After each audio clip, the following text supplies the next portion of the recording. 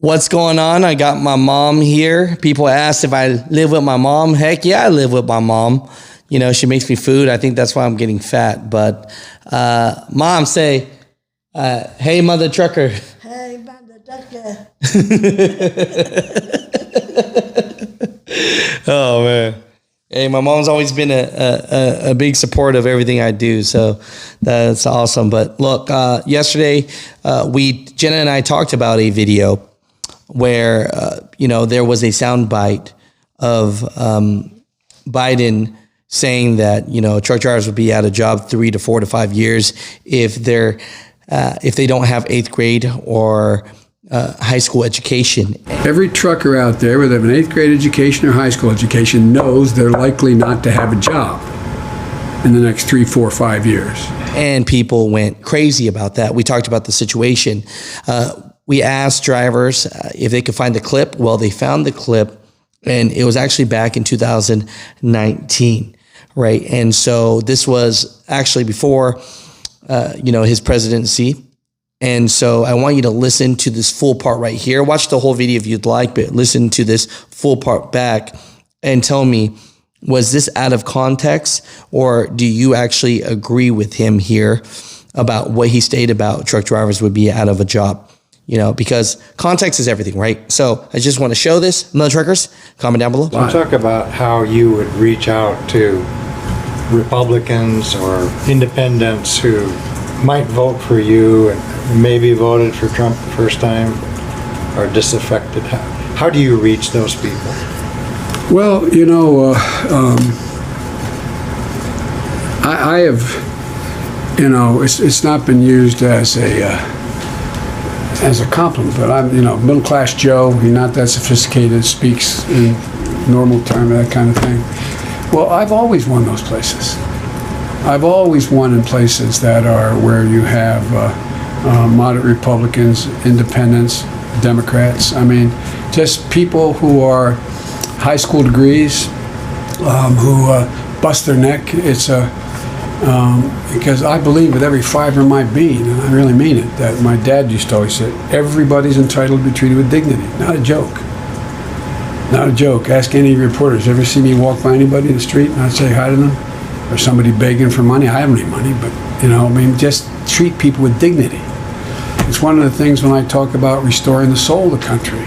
We don't really acknowledge other people and what they do, and they're scared. This fourth industrial revolution is real. One of the most difficult speeches I ever had to make intellectually. I went and spoke as vice president the last year, maybe it was the second last year, to the World Economic Forum, and Klaus Schwab asked me if I'd make a speech on the fourth industrial revolution. Will there be a middle class?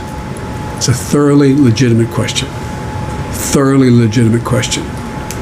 We had 220,000 people in this town, in my town in Wilmington, and big cities all across America that lost their jobs, that did retail sales on outlets like for their Saks or Benetton. They're gone because you're all buying your gifts online, and Amazon's delivering them. Nobody did anything bad. Oh, Amazon does a lot of stuff bad by not paying taxes the way they treat the workers. That's a different story. But the technology is not bad.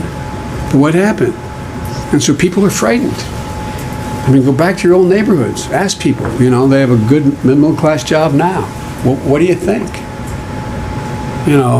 Truckers, guys I grew up with back in Claymont, Delaware, ran into one a couple years ago. And he comes up and goes, Joey, baby, grabs my cheek and said, how you doing? I wouldn't have recognized, but the Secret Service was going to shoot him. But anyway, I said, how you doing? You still driving? He said, no. Only guys like you never work, Joey, can continue to drive. To work. And because you never worked before, kidding me. And I said, how's your son? He said, he's worried, Joey. Independent trucker. Well, guess what? We don't treat these people with respect. We think they don't listen to the news. Guess what? Every trucker out there, whether they have an 8th grade education or high school education, knows they're likely not to have a job in the next 3, 4, 5 years. So how do you address that as president? When you address that, you've got to provide alternatives. And what you do is you have to, and this is the hard part, you got to go and say, but there are a lot of jobs out there.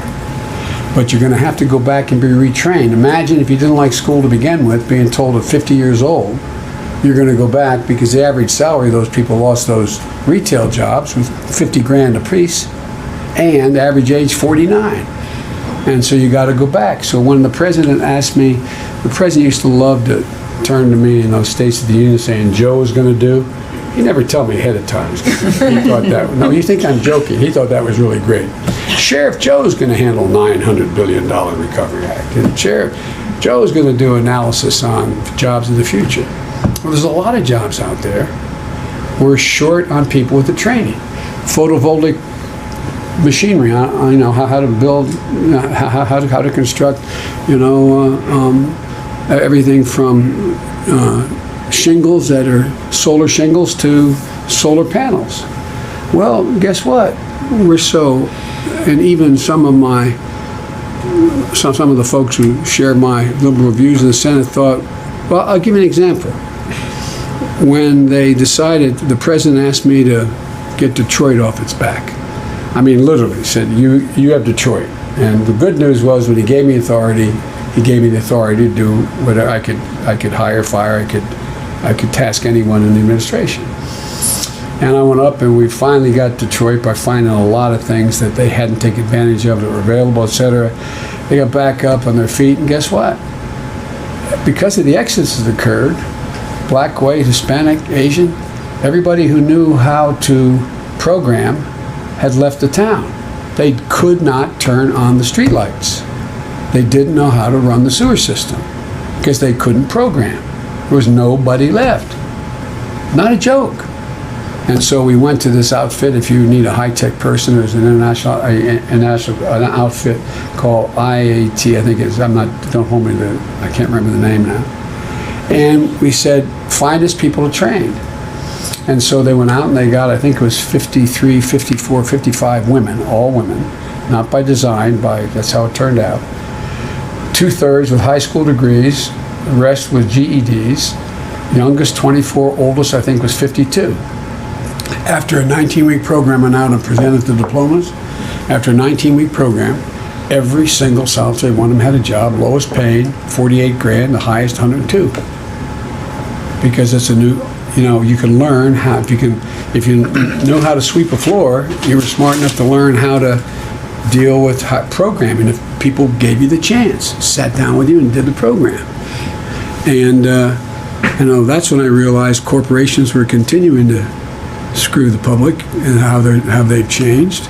Because it used to be that, you know, corporations thought that they had obligations beyond their stockholders.